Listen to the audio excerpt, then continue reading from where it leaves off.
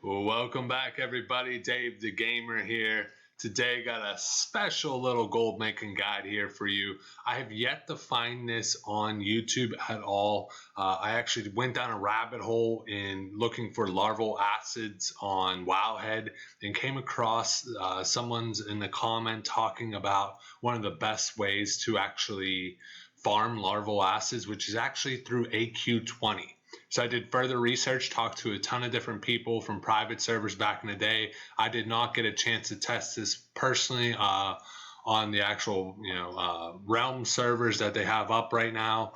So be sure to check this out. I have a strong feeling this is going to work exactly the same way. It's going to be more lean towards really only hunters and rogues. Hunters, I'm predicting, all right, bear with me. I could be wrong on the math. I feel like it could even be more than what I'm predicting, but I'm factoring hunters to make about 205 gold an hour and rogues 800 gold an hour, upwards to 1,000, depending on how fast they could do this clear. So if you don't have a rogue yet, I highly recommend to go boost one up. I'm working on mine right now strictly for this farm. I definitely think this farm is going to be more profitable in the beginning, as idols will be worth more later in the phases when these mats become a little less price. It might drop down to 150 gold for hunters, maybe level off at 500-600 gold for rogues. So it's going to compete with mages with their ZG farm. So there's two ways that this can be done. For the hunters, since they do have feigned death, I'm interested to hear if hunters can pull this off like rogues can and basically treat it just like ZG, have your alt invite you and then just keep resetting it, be able to do 4 or 5 times an hour. So you might be able to do it as a hunter. I think it's going to be a lot more trickier than rogues because they have vanish. So I'm going to show you the route and exactly what I'm speaking of and what monsters we're going to be killing is the Silicate Feeders. They have a 23% chance to drop 1 to 2 larval acids. So I factored it roughly 11% drop rate to get 1. I don't know if that makes sense for math wise, but the Scarabs, it drops 80% chance and idols 10% chance. So obviously some idols will be worth more than others and they'll definitely be worth a lot more earlier on. Second portion of it. So for a hunter, since they can't come in here and keep resetting it, what they got to do is when they go with a regular raid and they clear through AQ20, you need to leave one boss alive. You need to leave the Flying Hornet boss. I'm terrible at saying the name, so I'm just going to put it on the screen here so you can see which one I'm talking about, and I'm going to show you throughout the video. But for them, so once they kill all of the Scarabs, if they leave the instance and that boss is still alive, I believe it's every 50 minutes, the feeders will actually, like the Syndicate feeders will respawn. So you don't have to reset or anything like that. So realistically, you might be able to do this on your hunter in about 15 minutes. Go on your other character, do whatever, come back and 50 minutes and do it again. So it would be very easy little work to be able to make 150, 200 gold an hour. For rogues, you're going to be crushing through this. You're going to be doing this on resets over and over. You don't have to worry about your guild clearing anything. But I'm interested to hear if hunters are also able to pull this off just like rogues can. Before I take you into the exact route, we have a word from our sponsor. He is the person that is responsible for making all of my videos. Say hi to Larry. This is the mastermind behind the entire channel. So if you don't like my videos, hopefully you at least like him and, what do you have? You have anything to say, Larry? You want them to sub. You don't. Okay, my channel's shit. All right. My damn sponsor's an asshole. We gotta get paid, so it is what it is. But let's move on with this route, and when we get to the boss and after I show you everything, I'm gonna break down the exact math I'm speaking about so you can see a little bit more clear how I came up with these ridiculous numbers. But Like I said, for a hunter, you're going to have to wait for everything to be cleared to be able to come through here. For a rogue, it's going to be a lot easier as you're able to use vanish. You might have to use vanish 3-4 times during this process. For a hunter, you're coming in and pretty much all of the trash is already cleared.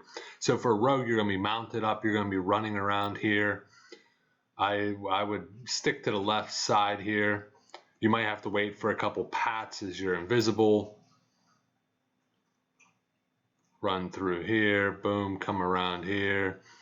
This is where, you know, after a couple times of doing this, you're gonna master a route. Come through here. You might have to vanish after these guys because you probably got a shit ton of stuff chasing you. Obviously, if you get knocked off, you vanish. So this boss would be dead for hunters. For rogues, you're gonna have to just run past everything. So it's definitely a little bit dangerous. Gonna take a lot of tries to really master out the exact route. This room is where I think all of the trouble. I think a hunter could make it everywhere up to here.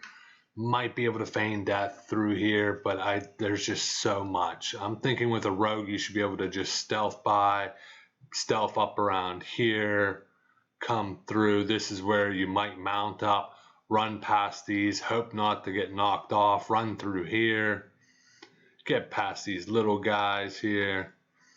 And then if you are in some trouble and you need to get out of danger, what you can do is actually you could jump down into the water. It's pretty deep water, so you shouldn't take any fall damage.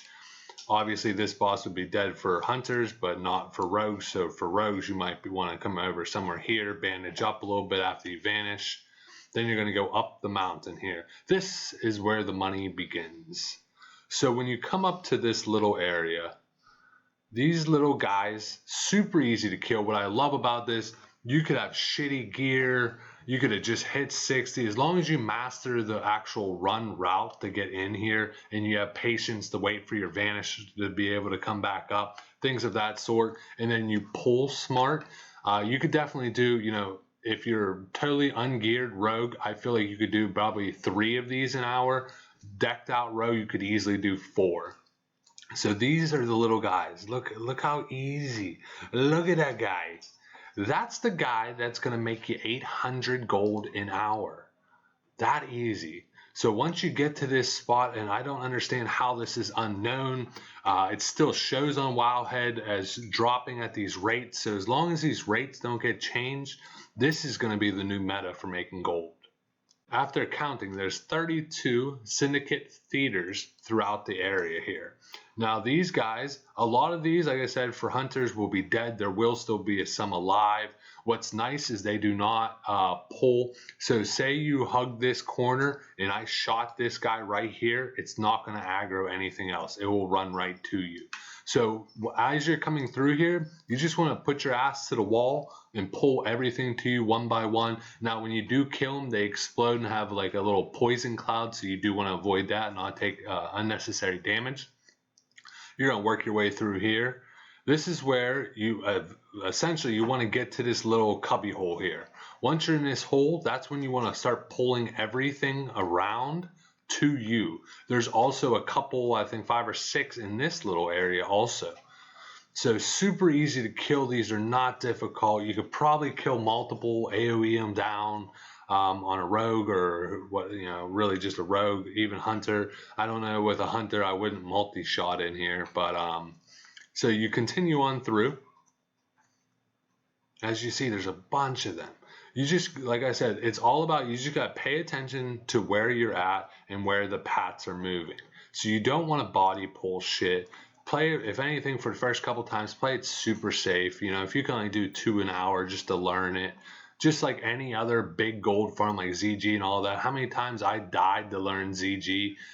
For the best gold in the game, it's going to take some practice. But this one I feel is pretty fucking easy. So you just continue on through here. This is where you might have to run past these guys, vanish, get in this corner, pull everything to you. Then you'd continue on into the big room. This is the boss that I said for hunters. If your raid is going to go through here, crush through here, this boss doesn't drop a ton of great gear as it is. And a lot of guilds will end up skipping it, you know, week 3, week 4. So that's when you could really start to farm this place, especially once everybody gets the couple pieces of gear that they might need off this. Just tell them, hey, I'd like you to not kill this boss so I can make a shit ton of gold, and I'm sure they won't mind, because you're going to use that gold to actually buy consumables and make their runs faster. So how can they complain?